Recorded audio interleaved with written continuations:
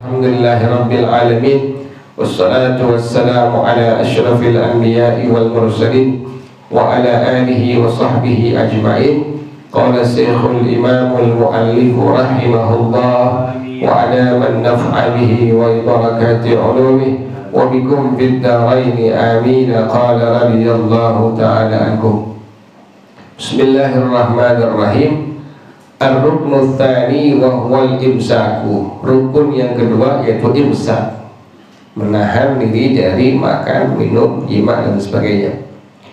Wa ajma'u ijma' ulama, berarti kalau ijma' semua ulama, al-Imam Abu Hanifah, al-Imam Malik, al-Imam Asy-Syafi'i, al-Imam Ahmad bin Hanbal radhiyallahu anhum ajma'in berpendapat ala annahu yajibu 'ala shaimi, wajib atas orang yang berpuasa. Apa yang wajib? Al-imsaku, menahan diri, zamanas shaumi, selama masa puasa, dari apa? Anil mat'umi, makan, wal masyrubi, minum, wal jima'i, dan jima'.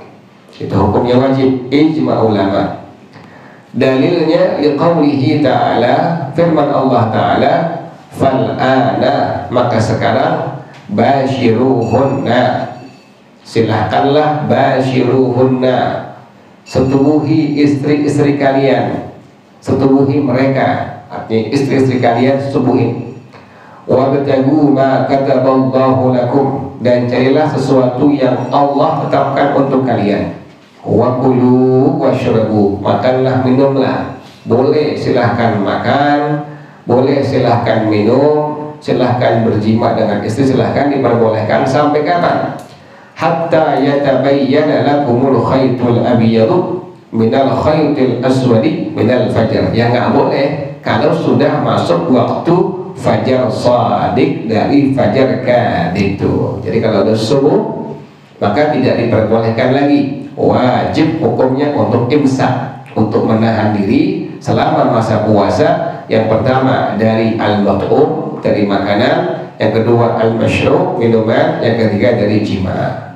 Jadi Allah berfirman, fal'ana basyiruhunna wabtagu ma kataballahu lakum wa kulu washrabu hatta yatabayyana lakumul khaytul abyadu minal khaytil aswadi minal fajar. Inilah dalil yang diambil oleh para ulama bahwasanya selama masa puasa wajib menahan diri, tidak boleh makan, tidak boleh minum, tidak boleh jima dengan istri. Wakhtalafu min dzalika fi masailah, dan para ulama berselisih pendapat dari hal tersebut pada beberapa masalah. Minha maskutun anha, di antaranya ada yang disebut dengan maskutun anha, wa minha mantuqun biha, dan di antara itu masalah ada yang disebut dengan mantuqun biha. Jadi masalah itu ada yang disebut dengan maskutun anha, yang didiamkan dia daripadanya. Yang kedua mantuqun biha, yang dibicarakan dengannya. Jadi pada masalah ini ikhtilaf para ulama.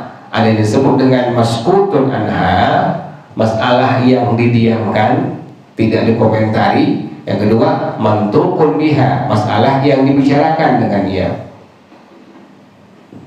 Ammal maskutu anha, adapun masalah yang maskut anha, yang didiamkan daripadanya, ihdaha, yang pertama, fima yaridul jawfa mimma laisa bimuwaddin, pada masalah sesuatu yang mendatangi rongga. Ini bagaimana rongga? Rongga kita punya badan, mulut rongga, kemudian hidung rongga, kemudian telinga rongga, kemudian kemaluan depan belakang ada rongganya tuh, ada lubangnya bahasa kita. Yang mimma laisa bimuwaddin, sesuatu yang bukan termasuk makanan. Wa fima yaridul jawfa min ghairi manfadit ta'ami wasyarabi mithlul huknati, dan pada masalah sesuatu yang mendatangi rongga dari selain tempat lubang masuknya makanan dan minuman. Contohnya suntik, ini bagaimana hukumnya? Kalau lagi orang puasa divaksin misalnya itu, atau orang lagi puasa disuntik, ini bagaimana hukum puasa? Inilah masalah yang diikhtilafkan oleh para ulama yang disebut dengan al-maskutu anha. Jadi sesuatu yang masuk kepada rongga kita punya badan yang bukan termasuk makanan, yang masuk bukan makanan, itu bagaimana hukumnya? Inilah yang disebut dengan masalah al-maskutu anha. Atau ada sesuatu yang masuk ke rongga badan kita tapi bukan dari jalur lubang kita punya rongga badan.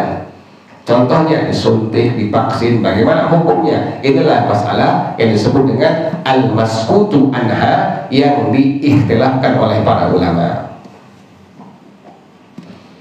Wasababu ikhtilafihim fi hadhihi huwa qiyasul mughaddi ala ghairil mughaddi. Sebab adanya ikhtilaf para ulama pada hal ini adalah mengkias, menganalogikan antara makanan atas yang bukan makanan. Dikias tuh antara makanan dengan yang bukan makanan. Wadhalika, hal tersebut, annal mamtuqa bihi, yang dibicarakan dengannya, innama huwal mughaddi, adalah makanan. Pokoknya kalau ada yang masuk di rongga kita punya badan berupa makanan, inilah sesuatu yang apa? Yang membuat batal puasa kita. Masalah yang diikhtilafkan oleh para ulama adalah masalah al-maskutu anha, sesuatu yang mendatangi rongga tubuh kita tetapi bentuknya bukan apa? Bukan makanan, atau masuknya bukan di rongga tubuh kita. Selain itu, disuntik, divaksin, ini bagaimana hukumnya? Itulah masalah yang disebut dengan masalah al-maskutu anha.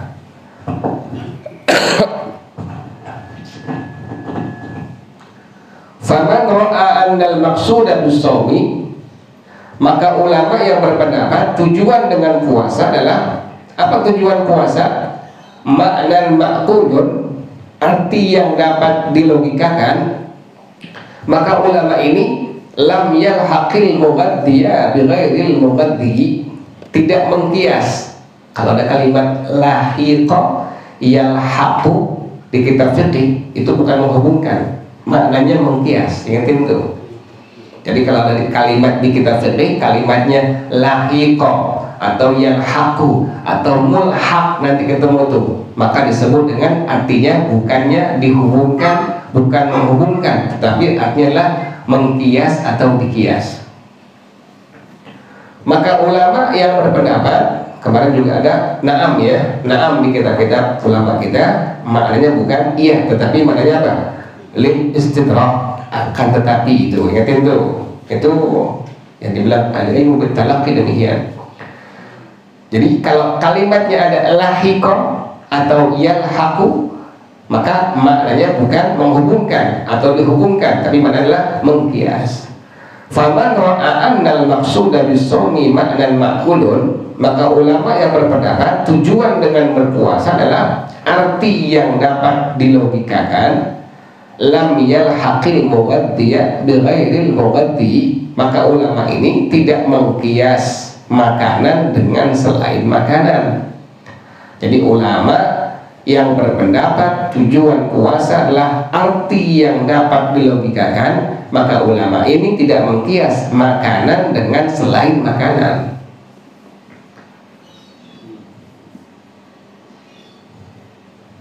Wa man ra'a annaha ibadatun ghairu ma'kulatin, maka ulama yang berpendapat bahwasanya puasa itu adalah ibadah yang tidak dapat dilogikakan.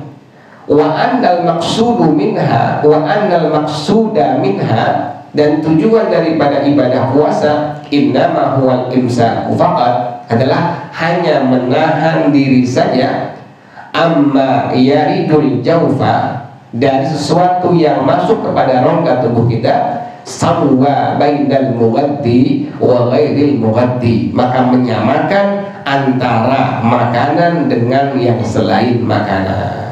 Agak berat. Padahal kita nggak batal kalau suntik vaksin, nggak batal. Orang lagi puasa, kemudian disuntik, divaksin, bukan lewat daripada rongga tubuh kita, maka dihukumkan tidak batal puasanya. Kalau yang kedua ini menyamakan antara makanan dengan apa? Selain makanan. Jadi bagaimana hukum puasanya? Dihukumkan apa? Dihukumkan batal. Ini berat. Kemudian bagaimana kesimpulannya?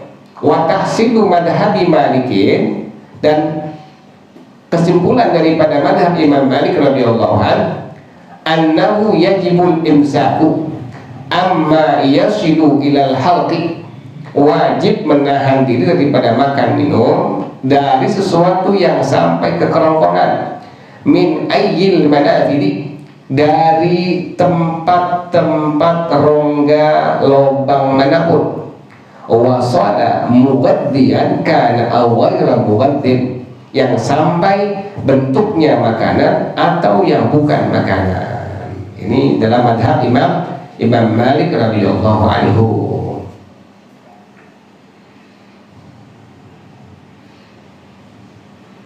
Jadi agak berat ini ya.